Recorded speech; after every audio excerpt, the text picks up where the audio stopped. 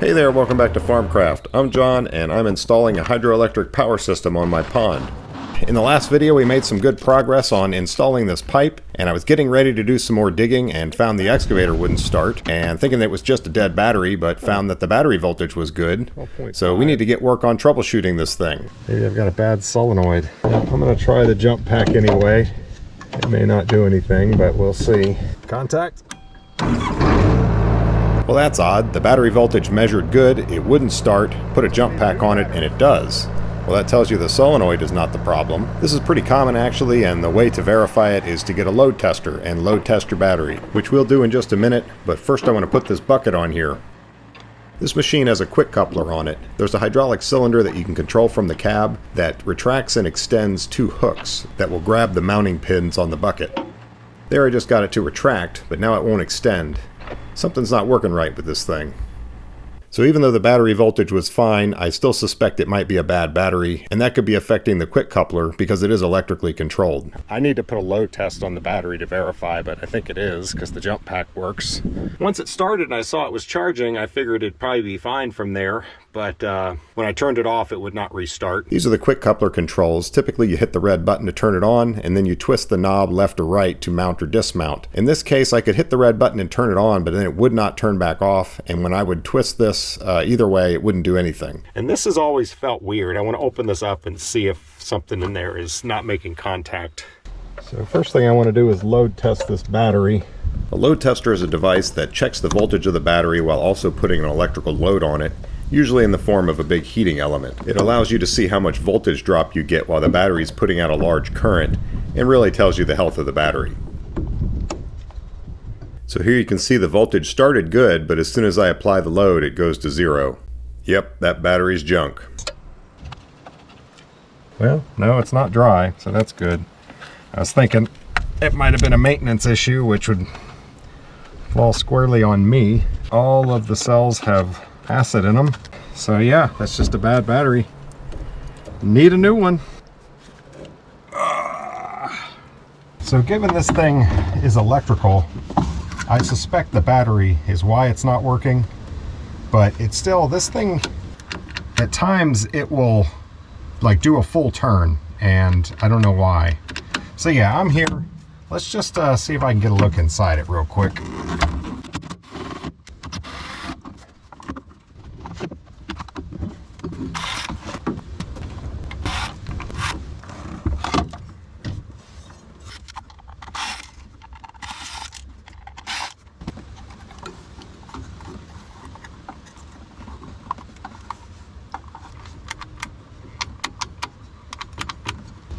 Yeah, sometimes you'd kind of have to jiggle this thing. It seems like the contacts inside could use some cleaning. So I'm hoping I can get it out of here and actually do something on it.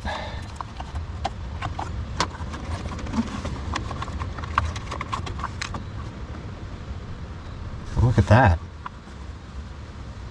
Was it even plugged in?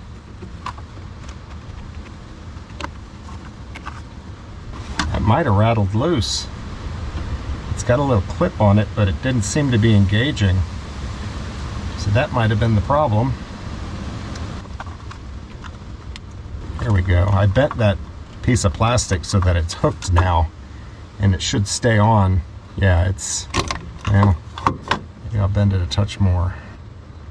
See, there's a little hook there so that it's supposed to click into position. That definitely seems better. I mean, it just has two crimps on it, and then that should come apart. I think I'll take it up to the shop and we'll see if anything's going on in there we can do something about.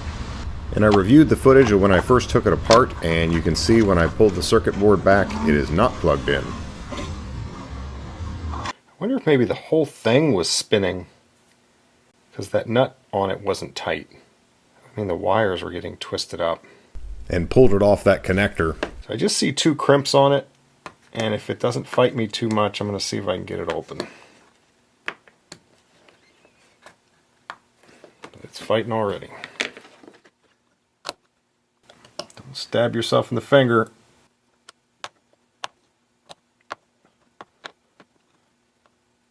Man, metal does not bend easily. I almost got me.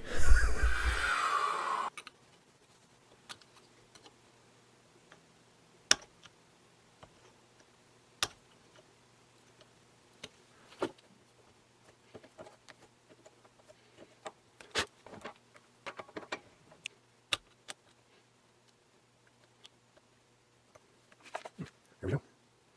These copper contacts look okay. And that's deox in there. Yeah, that looks okay too.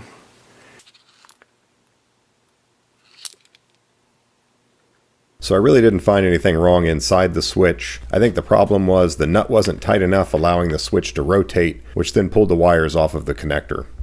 But that's not the whole story, because even the power button wasn't working right. It's certainly possible that the circuit board in here doesn't like abnormal battery voltage, but with a jump pack on it, I would expect it to work. I'm kind of confused by that. I did hook my meter up to the leads on the switch just to verify everything was working there, and it looks like the switch is good. So we can put this back in.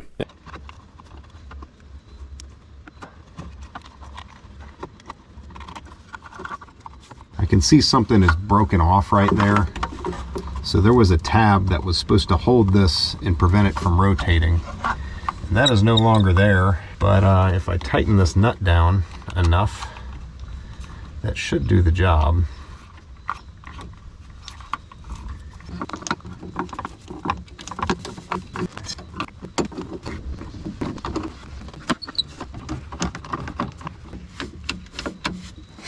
All right. And the other thing I want to do while I'm here is get this alternator belt.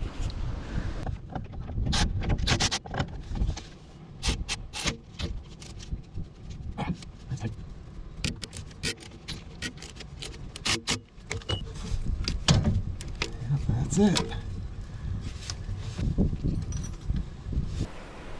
Yeah, of course I can't get it off. Here's the pulley it was around. Drive shaft goes out to another pulley. So I'm going to have to take that drive shaft off to get that belt off, of course.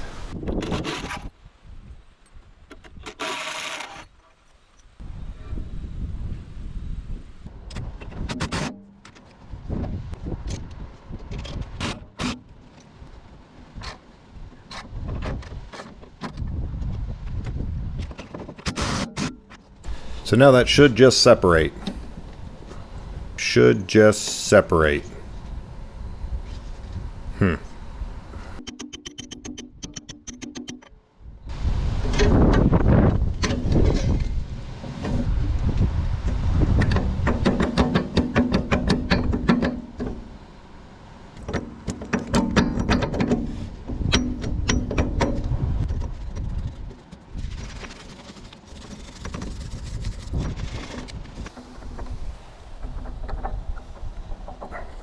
You know, if those were bolts and not studs, I'd be done. But they're studs for some stupid reason. And now we know why this belt hasn't been changed in forever.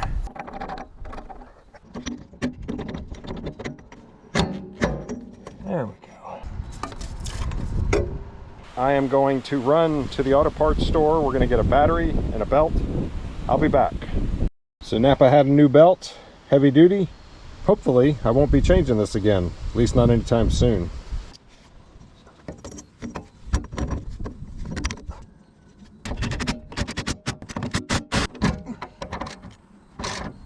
No.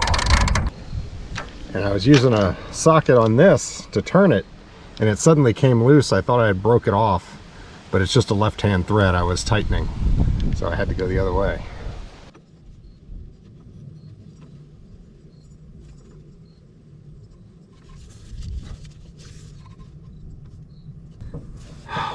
This is gonna this is gonna be something else. Unless I can just muscle this thing on with one hand. I can't even get it to like hook and allow me to let go. It'll flip off.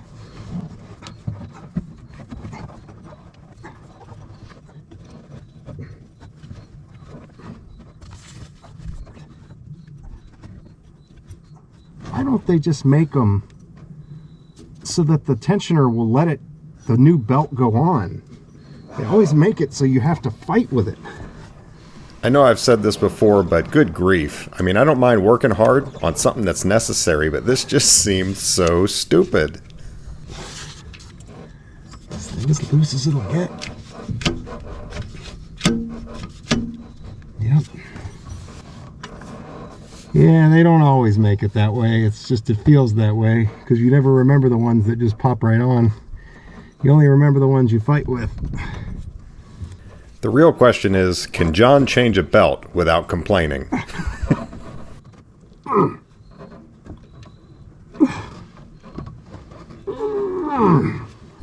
My money's on no. Really, the real question is, how long is it going to be before the next complaint? Ow.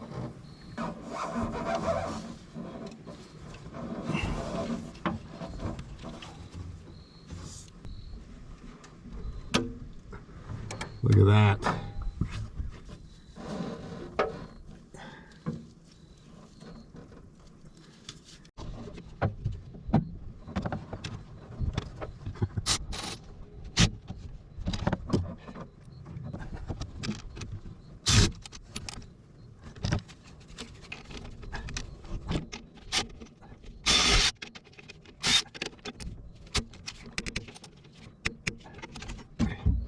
You put that little thing with a cotter pin and it's just jabbing you in the arm the whole time you're trying to reach in there. Like, really? You couldn't have put that somewhere else? Yep, there it is. Alright, this battery terminal. I'm really not a big fan of this type. You know, it just kind of clamps down on the wire and the wire ends up pulling out and it corrodes, and a permanent crimp type is much better. And I would replace it if the wire didn't dive down into Never Never Land. I mean, I know it's going to the starter, but I'm not gonna fight with that. I'm just gonna put a new one on. I was thinking that ring terminal would be all corroded, but it actually doesn't look too bad. It just needs cleaning. And this should pull off. Yep. Oh, corrosion.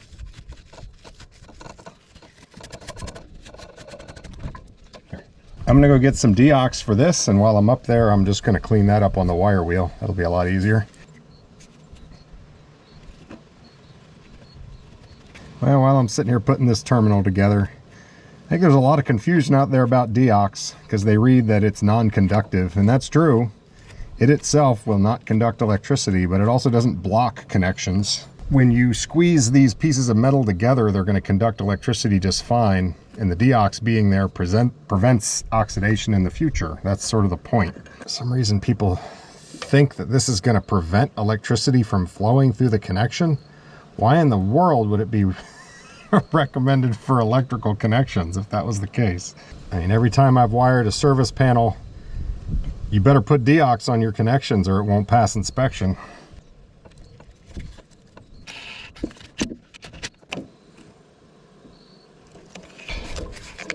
Plug this back in. Now all we need is a battery, which they didn't have, but it's going to be here in the morning. There's something I've always wanted to try, and I don't see why this wouldn't work, is just hook this jump pack to it without a battery and run it like that. So some of my machines that, you know, are very rarely ever going to get used, don't even bother buying a battery for them. Just use the jump pack when you want to use them, like the John Deere 1010.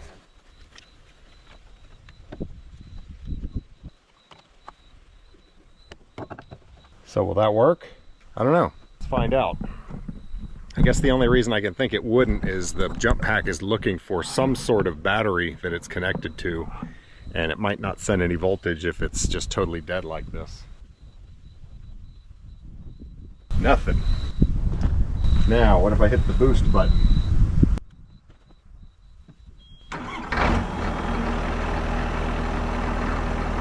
Seems to work. Let's see if my quick attach is going to work.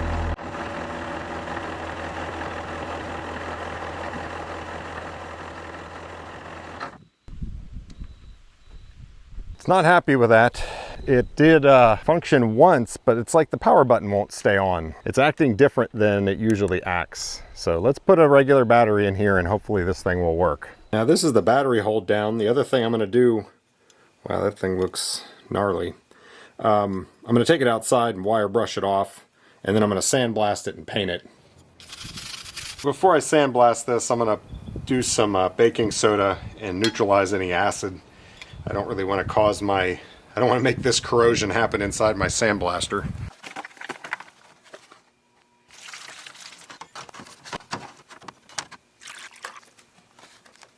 See it bubbling. I just blew it off with compressed air, but I want it really dry.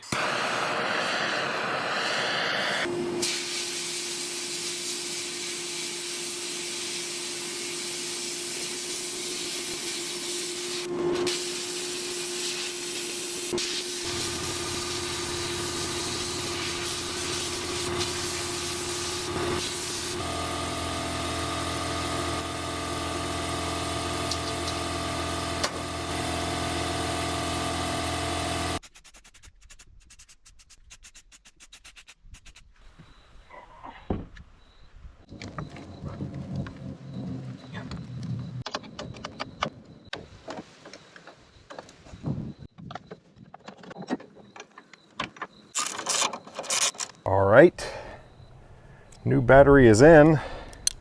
Now will it work? One more thing I want to do with these battery terminals. I've got this terminal protector, and just try to prevent them from corroding again like that.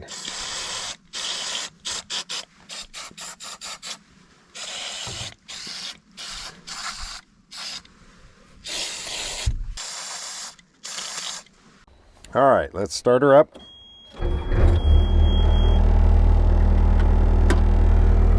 Usually when I hit that, it'll power on and stay on. Just when I tried it with the jump pack, it wouldn't stay on. Okay, now that's working.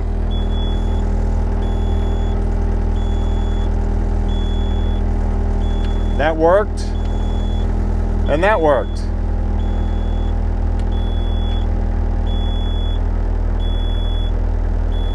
Awesome. It is working fine.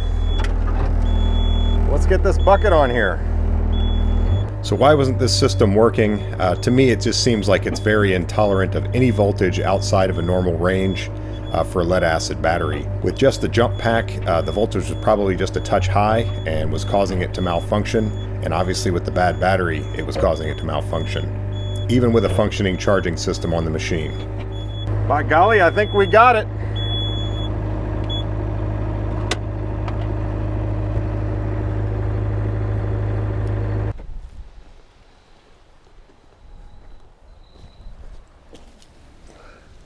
Yep, looks good.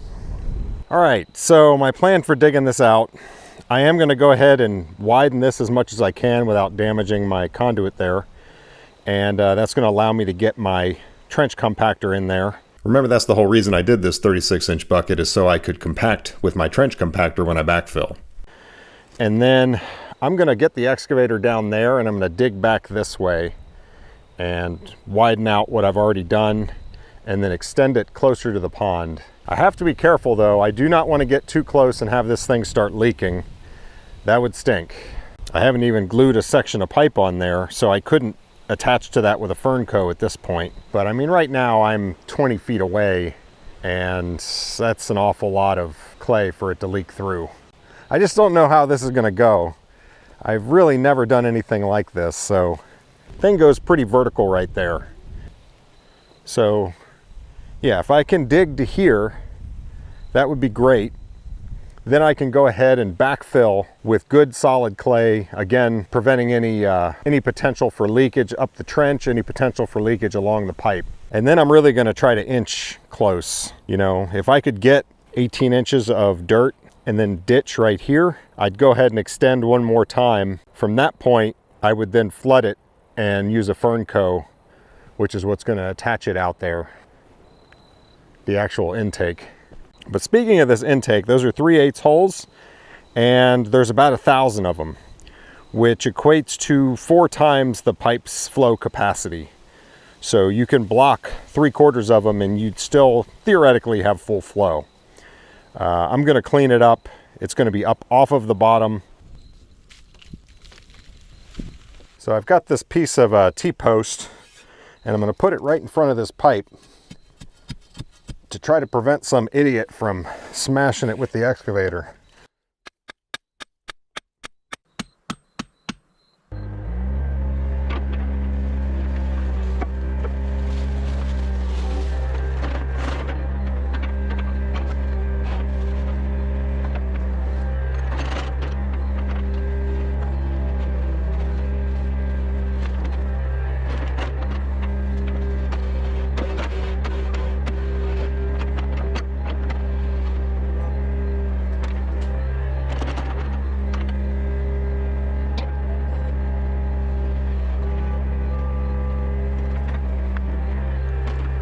So now I need to get the excavator positioned over there, get that pile of dirt pulled over out of the way, and then I'm gonna dig that way as far as I dare. I'm gonna need to set up the laser too so that I don't dig too deep.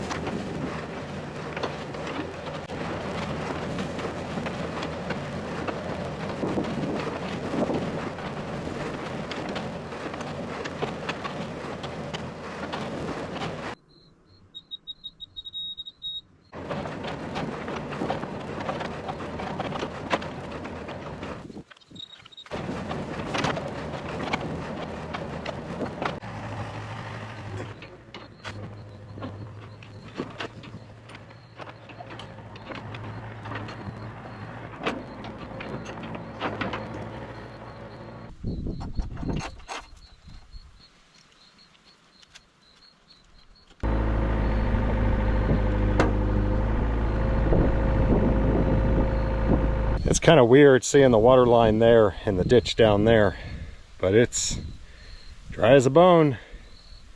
That's perfect. I'm going to do a piece of pipe that goes 11 feet out, and then we can continue on, hopefully get even a little closer than that.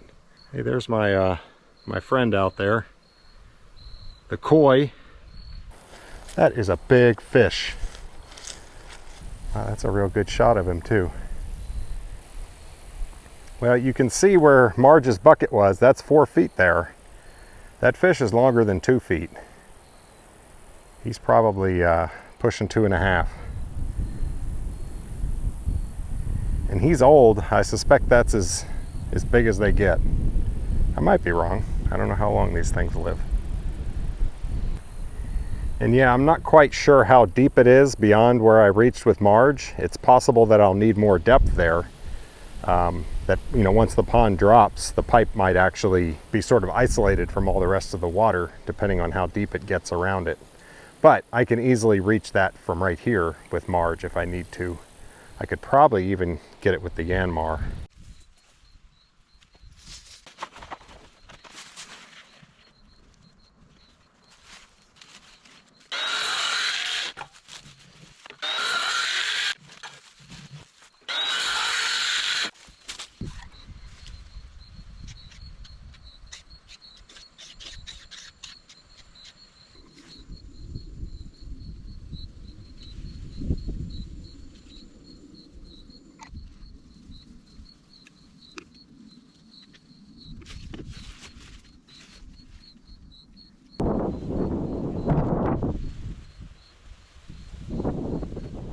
I see all the pipe that tends to be used in Europe that has the O-ring and you just pop them together.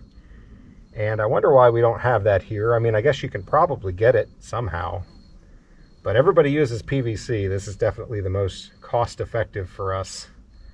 I tend to think there must be some advantage. Maybe this is cheaper because you don't have O-rings and stuff that you have to assemble.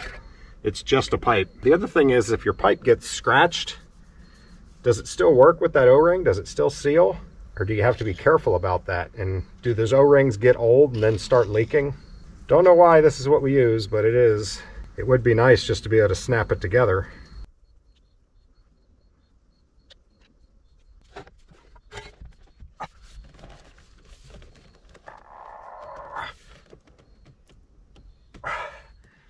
Got it. So someone told me long ago, I don't really know if it's true, but I've never had a joint leak, that you want to twist as you go in, and when you hit the back, make sure you twist a little more, and that helps the glue assure that it's sealed. If you go straight in, you could potentially have a path out. I don't know. I always just do it that way. All right, when I resume digging, it's going to be this way. So I want to make sure I've got my stake in front of this pipe so I don't get it.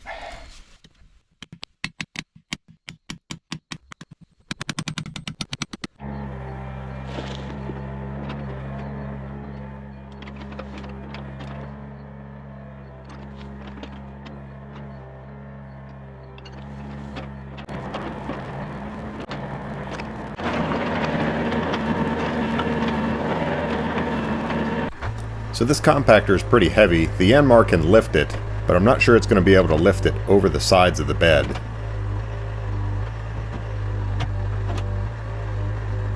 And you can see here I'm getting it up off of the bed, but then the boom quickly sags down and it's sitting back on the truck.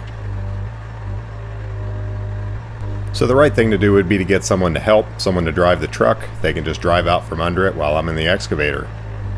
What do you think the chances are that I'm going to do the right thing?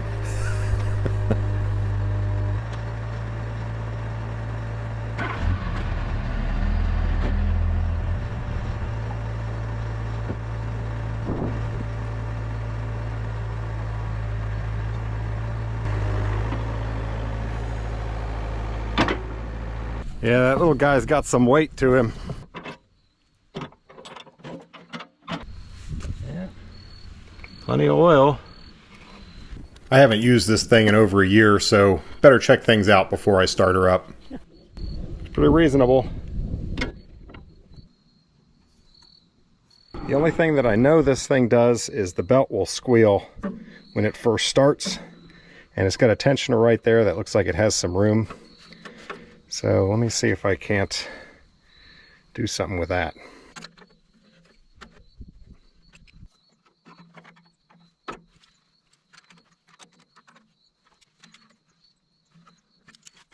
There we go.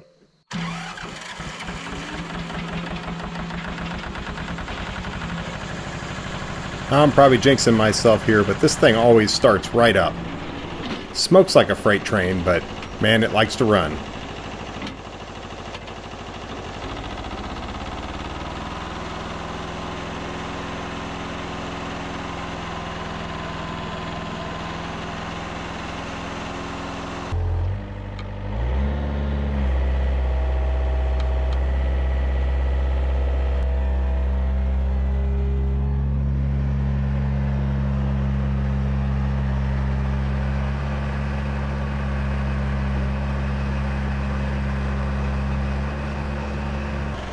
First I'm just driving over it to start compacting a little bit, and then in just a little bit here I'm going to turn the vibration on.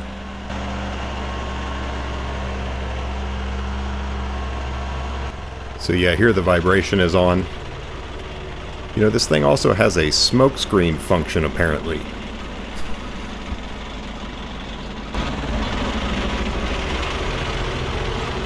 And I was even able to get it to turn the corner and compact in this little section.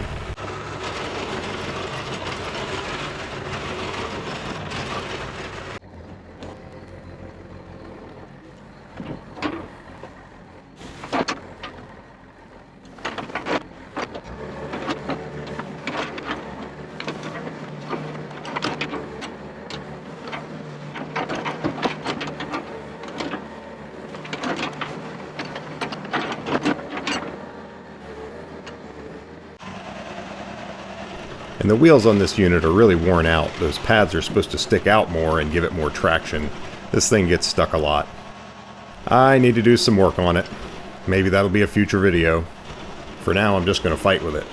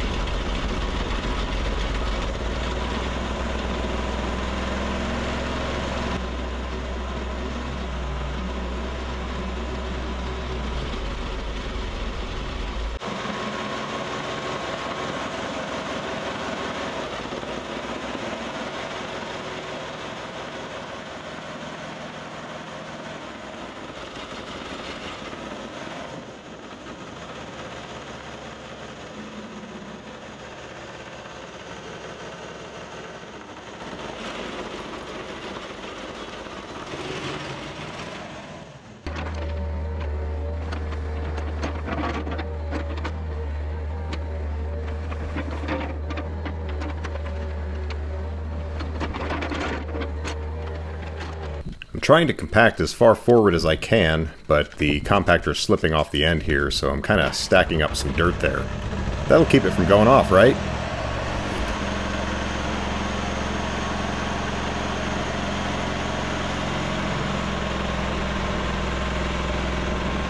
It probably would if the operator wasn't an idiot.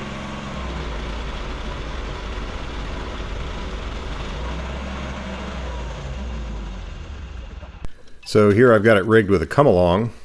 I'm using a come-along because, yes, I could pull with the excavator, but I have to go get in the machine, start the machine, do a pull, come back. There's too much back and forth. This allows me to pull right beside the compactor.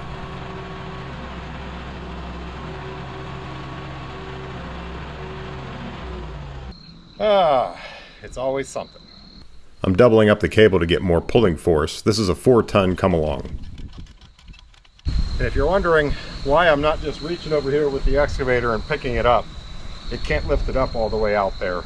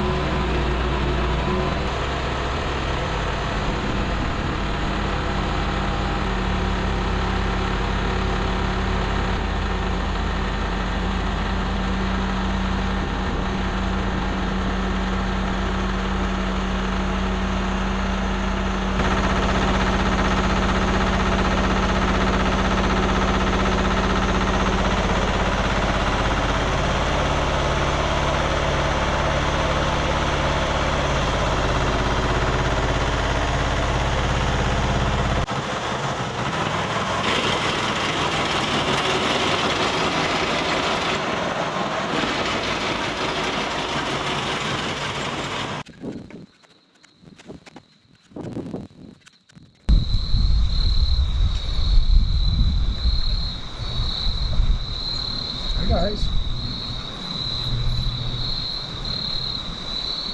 I don't know what you're going to think of this compactor. You might not like it.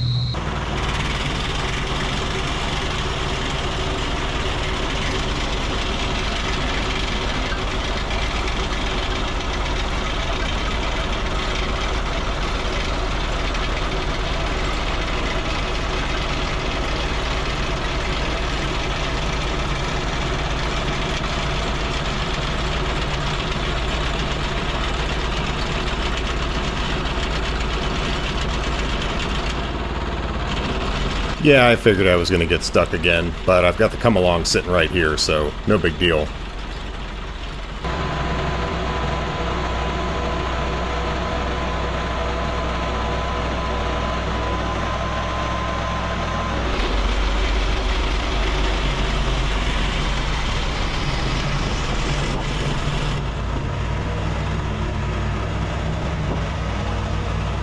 And I was actually surprised the thing was able to turn this corner.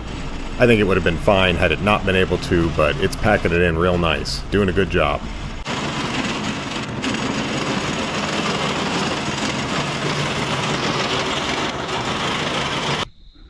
Man, we got to do something about these working conditions. This is just inhumane.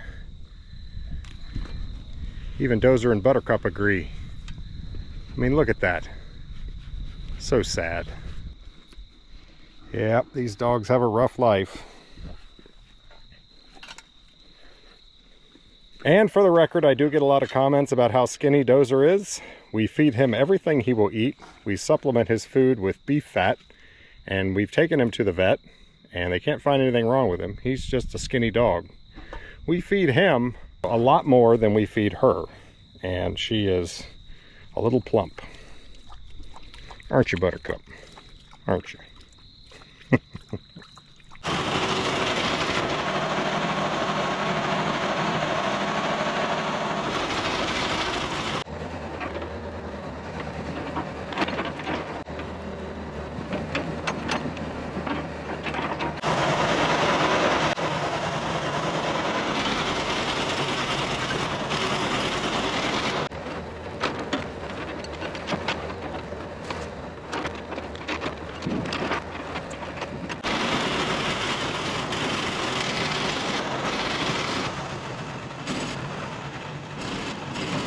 I guess I forgot to keep recording, but you get the idea. I'm doing the same thing. And I have to say, it's a little bit of a pain dealing with the trench compactor in such a short area. If it was a big long trench like I did the first time, that would just be fantastic. It is so much easier than dealing with that jumping jack. I mean, it just drives itself and compacts better. If I ever need to do any trench compacting again, I'll just use the 36-inch bucket. I'm all set up for it now.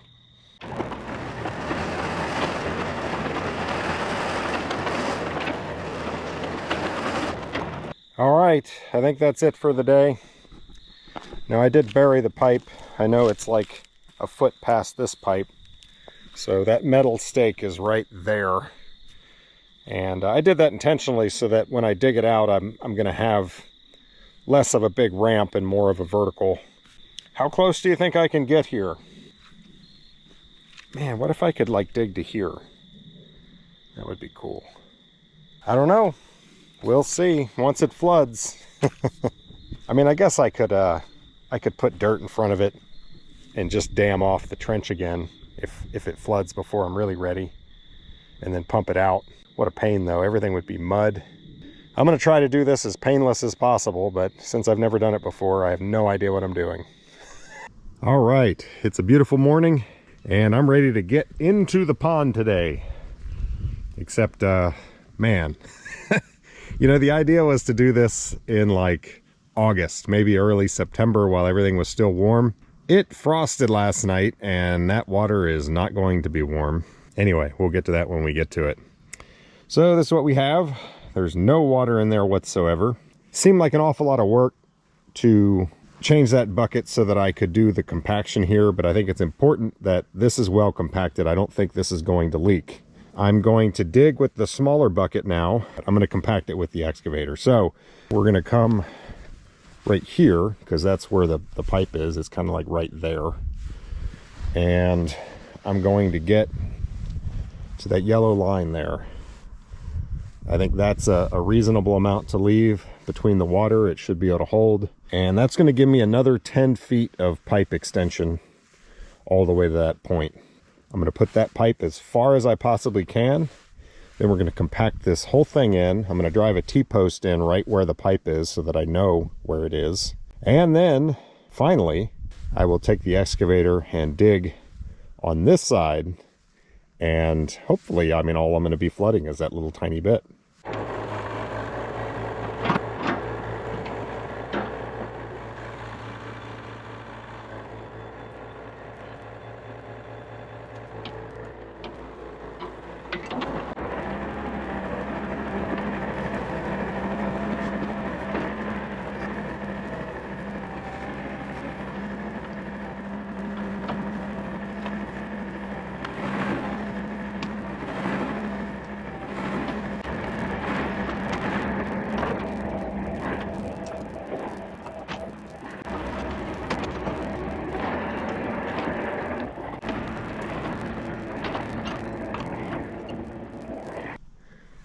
Should be right in there. Yeah, really close to hitting that pipe. Well, actually really close to hitting the T-post, and the pipe's right behind it.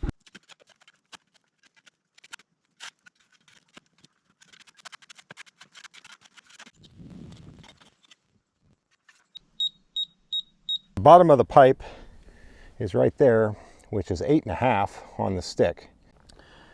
So it's 8.5 right there. Every 4 feet, it needs to come up 1 inch. So that would make this one 9.5. And then just to get rid of the half, I went 2 feet. So there's 6 feet. We've got 10. And then 4 more feet, we've got 11. So all I got to do is just move that to those numbers. Ooh. Ooh. I did that backwards. Yep. What would that be doing if I moved it up? It'd be making the trench deeper. I need to make it shallower. Glad I caught that. So this needs to be 7.5. 7.5. This needs to be 7. And this needs to be 6. Got a paint of 6. That's a big difference.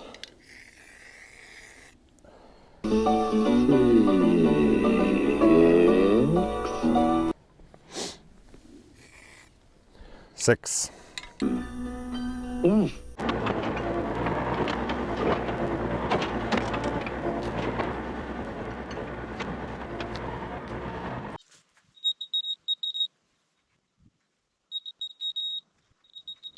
All right, that'll do it. So I have to say it is a little strange being in this trench because that's way lower than the water line. It's 3 feet lower. It's about 1 meter. If that gave way suddenly, I'd be cold. Here I'm just getting that T-post out of the way.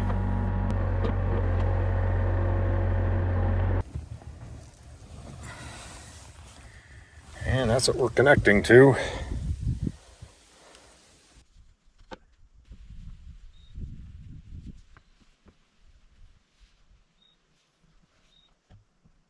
Well, I'd bring you guys down here to watch this, but there's really nowhere to put the camera. The dirt's wanting to fall in. I'm gonna have to work fast. This is gonna be tough to do, so you've already seen me glue pipes before.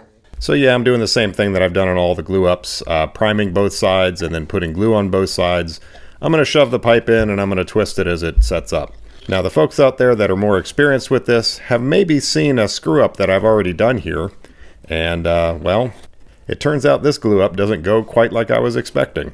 Everything's going just fine until right here.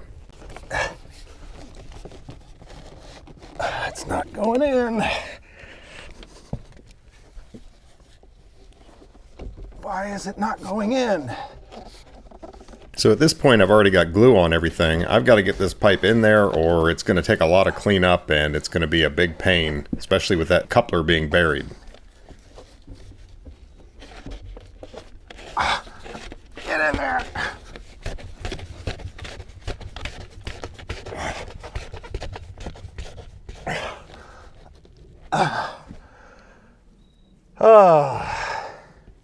Well, learned another lesson. Man, if it doesn't figure.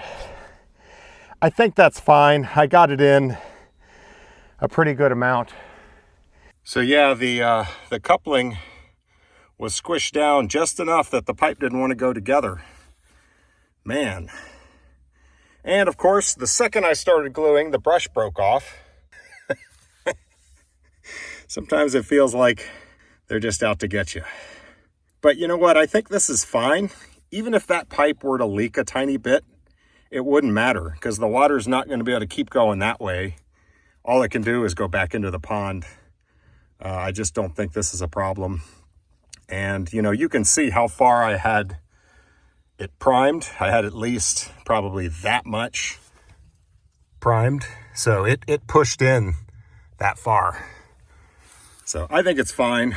And it is what it is. I'm not digging that all back up.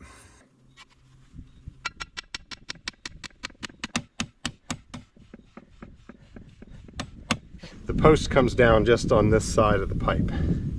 Soon this ditch is going to be flooded with water, so I'm putting chicken wire over to make sure nothing can get into the pipe, and I'm going to have to be taking this off underwater.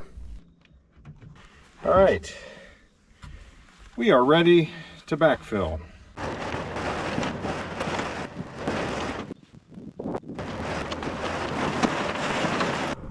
All right, that's all that's going to flood. I dig that out, it's going to fill with water, and then it's going to be me getting wet.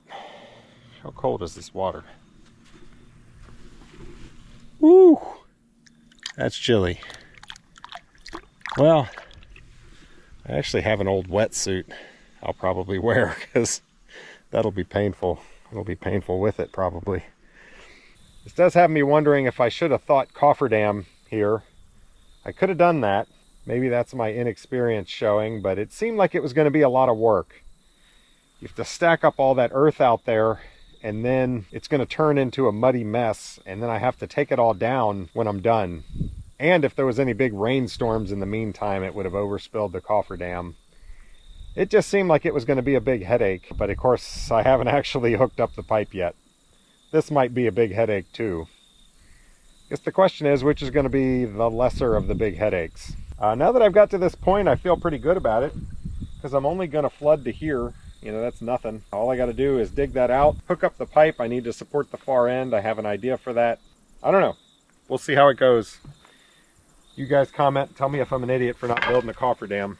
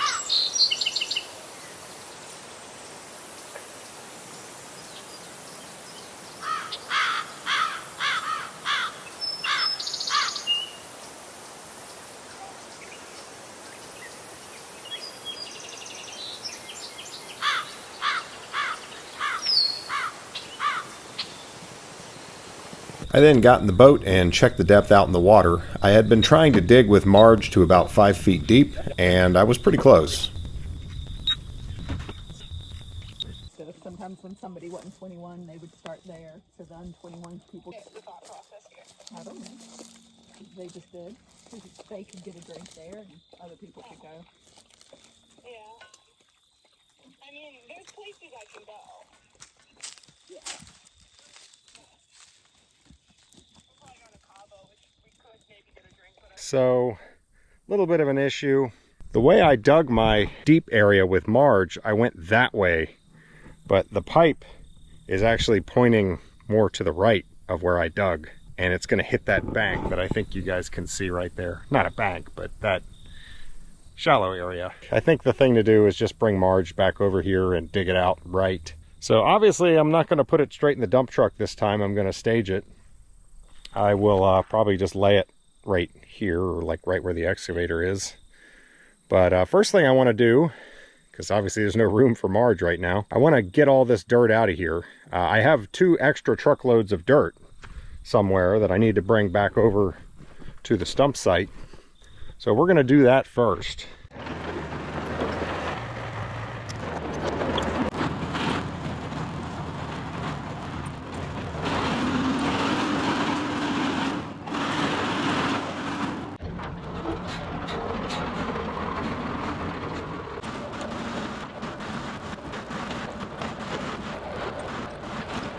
So this is where I picked up the 2 truckloads of good clay, so I'm going to dump this here to refill this hole.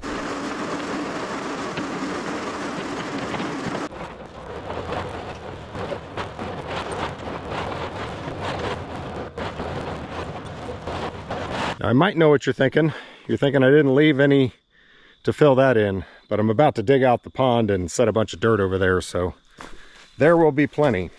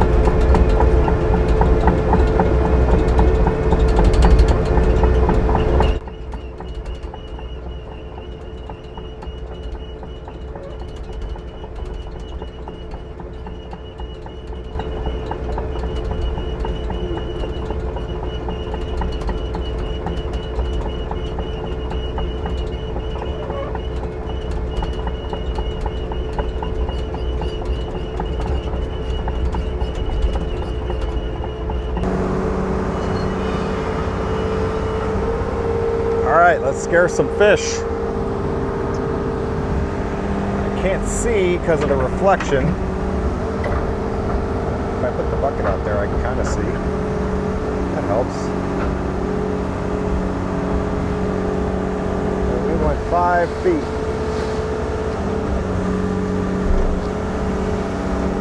It's about right there.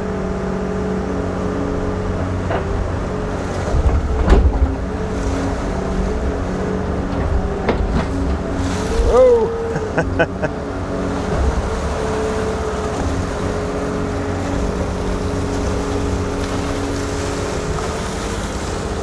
And I'm not going in the dump truck this time.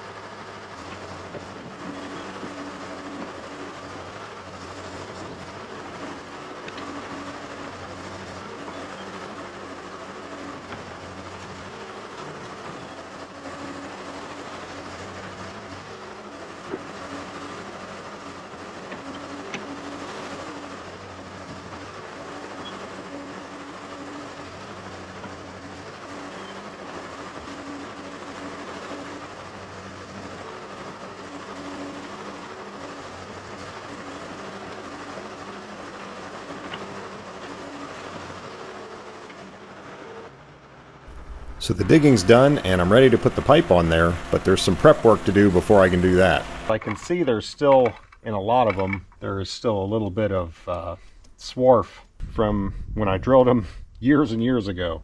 So if you're like me, at first glance, when you look at this thing, that doesn't look like 1,000 holes. But when you grab a drill and you start drilling all of them, it sure feels like it.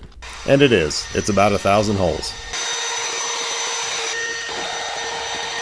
And now I'm going to chamfer all 1,000 of them.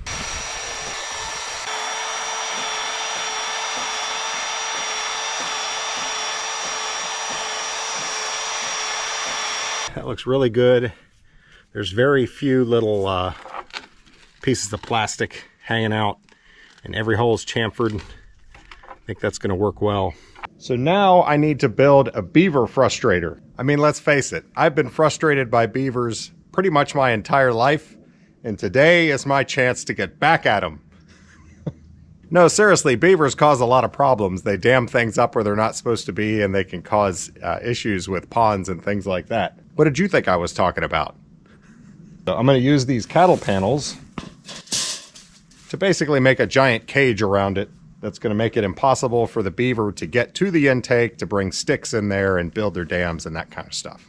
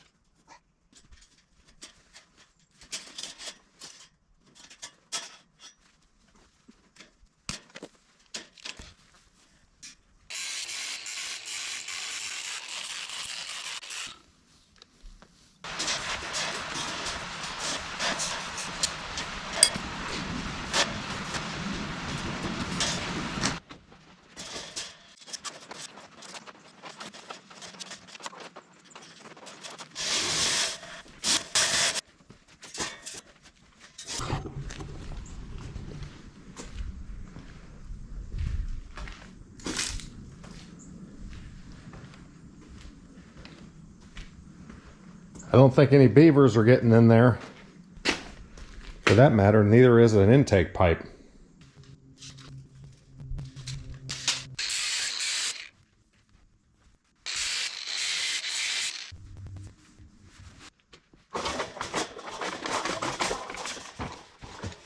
Yeah, so now you get the idea. This end is going to be attached to the other pipe, and that will be supported. And then this cage will support the rest of it. So one more thing I want to do to this. We saw that my galvanized pipe trash rack rusted out. Now that was pretty thin metal, but the galvanization didn't last that long. I'd really rather this lasted a while and that I wouldn't have to redo this in 10 years or 5 years. So I've got some zinc scraps. I am going to wire these zinc scraps to this. These will act as sacrificial anodes, and these will corrode first rather than the steel. This thing's doing at least double duty. One, it's protecting from beavers, my good old beaver frustrator. Two, it's supporting the pipe. But three, I think it is likely to be anti-vortex formation. You know, if there were a vortex to try to form anywhere, which I kind of find unlikely with it pulling from such a broad area. But if it did form, you know, a little vortex, is it going to be able to maintain itself through this wire? All right, it's the next morning because I have to get in that water today. Whew, and that is cold. My intention had been to have this, to be at this point in like August, and here it is October. You know how things go. But I got to get this pipe in here. I'm not waiting until next summer. So, well, maybe it's going to suck. Maybe it won't be that bad with a wetsuit. But we're going to do it anyway. Can you tell I'm looking forward to getting in this water? Before I get in, I shovel off everything I can off of that pipe, trying to minimize the time I'm in there.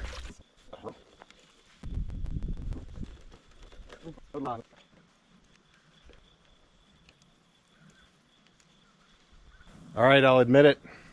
I'm kind of feeling like maybe I should have built a cofferdam. All right, so I'm all wetsuited up. I will try to limit your exposure to a 52-year-old man wearing a wetsuit. So I'm using this big blue container as a support for the pipe while I'm trying to get the Fernco on. This will basically prop up the far end.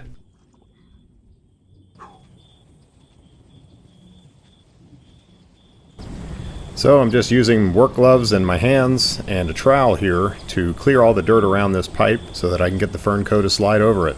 It's deep. There's not much to see. I'm just going by feel, so we're in the same boat here. Except we're not in the same boat. You're sitting there watching YouTube. And there is no boat. I'm in a wetsuit in cold water. This sucks. Digging underwater is not the easiest thing in the world. Not exactly what you had in mind when you bought that wetsuit, is it? No. What are you trying to do? Get this chicken wire off, put it over the pipe to protect it from getting a bunch of junk in it. But now it's in the way. I did. I lost the clamp.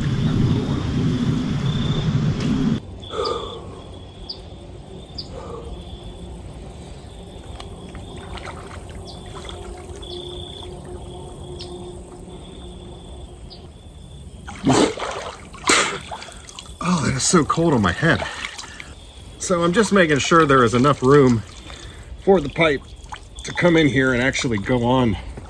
Just there, I was just running my hands around the pipe to make sure I've got full exposure of it. And it feels like there's still a mound of muck in front of it that I need to clear.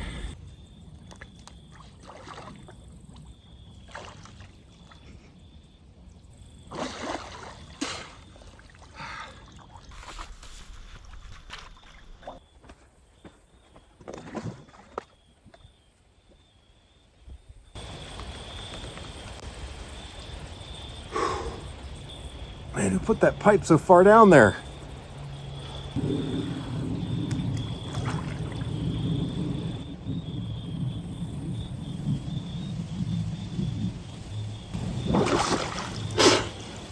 Feels really close. It feels like the other end needs to go down.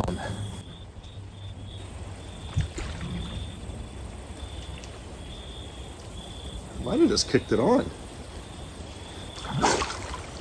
I think it's on. Yay. Let me get this hose clamp done up. I think I'm gonna come out of the water and warm up a little.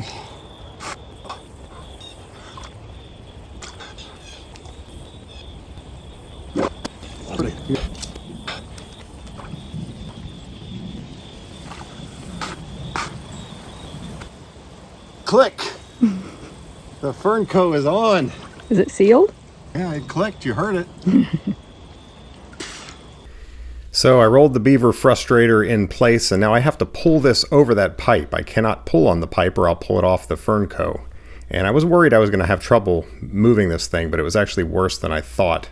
I really couldn't get it to move. It just stuck on the bottom. And I was getting ready to go get some flotation, like life jackets, and strap them to it to make it lighter. And the super wife stepped in and said she'd come help. We have another wetsuit, and she jumped in, and the two of us wrestled it into position.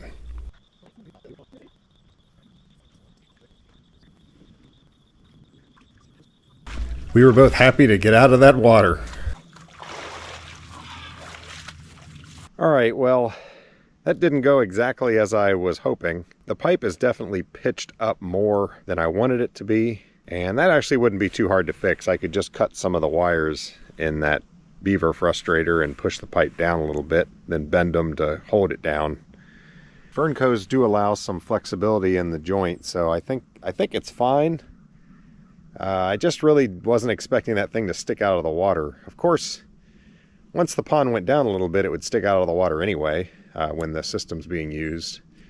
And it's also not a bad thing for it to be visible, just if anyone's on here swimming or, paddling a boat around or something, rather than running into that sharp thing. It's better for it to be visible. So, I don't know. It's probably not that much of a problem. I think the reality is, for now, I'm probably just going to leave it like it is until next summer when the water's warm, because it's not the funnest thing to work on right now. Water is pretty darn cold. Would definitely appreciate your comments on what you think of this intake. It would have been a heck of a lot easier without having to worry about the beavers.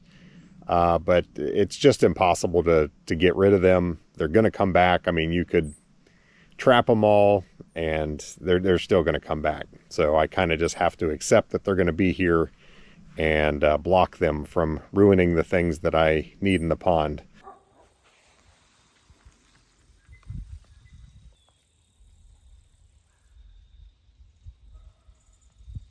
Yep, that's me in the water again. I just didn't like that pipe sitting up at an angle, so I decided I'd get in there with some bolt cutters, cut a few of those wires, then I could push the pipe down further and just bend the wires closed on top of it as it goes down. And that actually worked just fine. I also used the laser level to make sure the pipe slope was reasonable, and I got the pipe in a good position, pretty much where I wanted it. Well, it definitely looks much better. The pipe is lower down. You can see where I cut the wires and then bent them back over top, and beaver's not going to be able to fit through that. So before I backfill this, I want to check and make sure that Fernco is on right. The water is really nice and clear. I can see it well on top. It looks fine. I just want to make sure it's not buckled or anything underneath. So you're going down there. Sorry, it's going to be cold.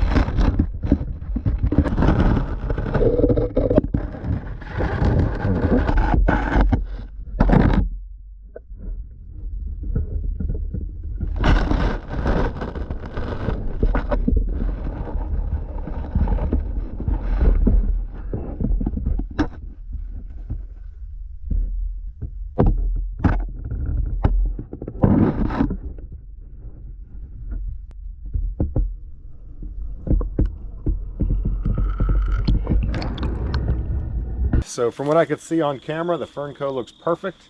So I'm going to go ahead and backfill, basically just past that post, and kind of clean up this area here. I'm going to bring the Yanmar in to do that.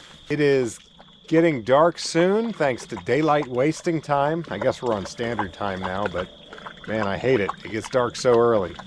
Anyway, let me get this cleaned up and backfilled, hopefully before dark if I can.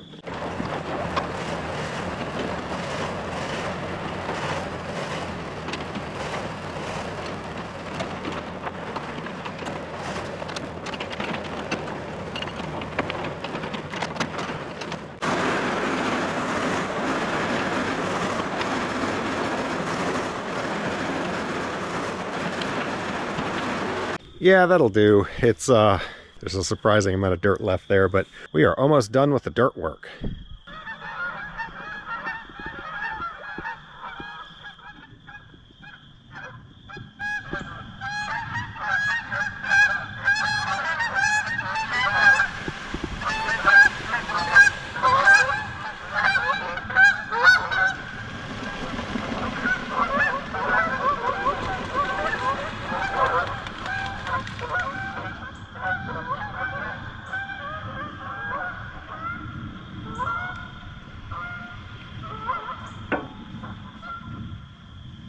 Man, those Canadians are loud.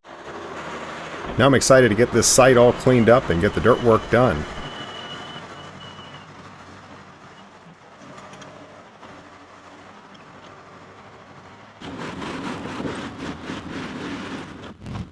You can see here I'm kind of spreading out the dirt that I dug out of the bottom of the pond. That will make much better topsoil than the clay that was here. And we're going to get this growing with grass again next spring. This is all still a little mushy.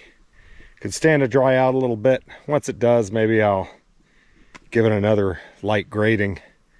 But man, it's nice to have that all looking pretty good. I don't know about on camera. In person, it looks like the pipe is not that low, but I did measure the top of the pipe right as it enters the beaver frustrator is 2 feet 2 inches deep, somewhere around 0.7 meters. Yeah, I guess if you look at the beaver frustrator, that circle is about 50 inches across, and you can see it's much closer to the bottom, and there's only 8 inches sticking out of the water, so there's quite a bit of depth to it there. All right, I'm going to go up here and open this valve. I'm not going to leave it open very long because I don't want to make a muddy mess here, but it should flow, full flow, and man, if it doesn't, why wouldn't it? It has to. The other thing to think about when I close it, I'm not going to slam it closed because then you get water, hammer, and a pressure spike. So I'll kind of slowly close it off. All right, here we go.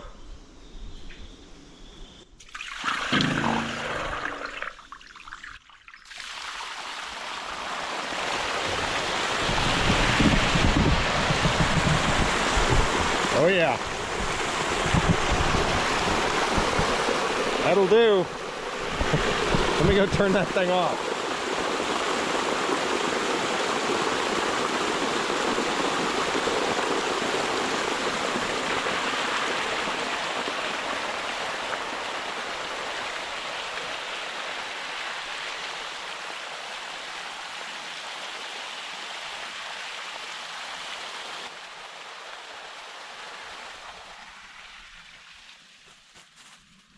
Man, that's a lot of water.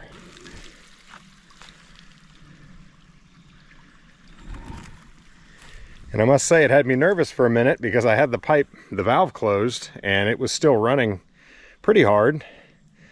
But it's just that pipe's full of water. It takes a while for all that water to drain out. Well, that's one way to remove the leaves. All right. It works.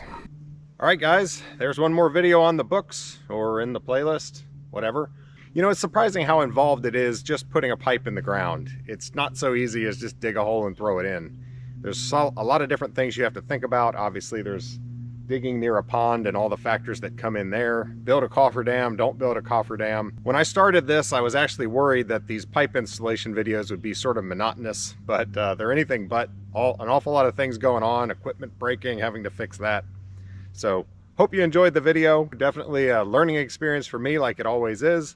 My assessment on the cofferdam versus no cofferdam, I'm happy with the way this came out. I think this was a lot less work the way I did it. It was a little unconventional, putting on a wetsuit and going underwater, going under muddy water and installing a pipe, but it worked. And it didn't take me that long. It was just a little uncomfortable because I waited too long in the year. To build a cofferdam around that entire thing would be a lot of dirt I would have to stack up there. And then I would have to, once the pipe and everything was installed, I would have to remove all that without damaging anything, obviously. So I'd be staging dirt up onto my dam. It would make a huge mess. If I was going to do it that way, the first thing you would do is build the dam, and then you pump all that water out. It just seems like it would be an awful lot of work. What I did, kind of inching my way towards the pond, it definitely saved me a big mess that would have been made with removing the cofferdam after it was all done. And I think a lot of hauling, because I would have had to bring dirt in. Where would I have gotten all that dirt? It would have taken more than a couple loads. Anyway, enough chatter. I'm getting excited because we're definitely making some progress on this hydroelectric system now. And hopefully it won't be too long before we're actually generating some angry pixies. So thanks for watching. We'll see you on the next one.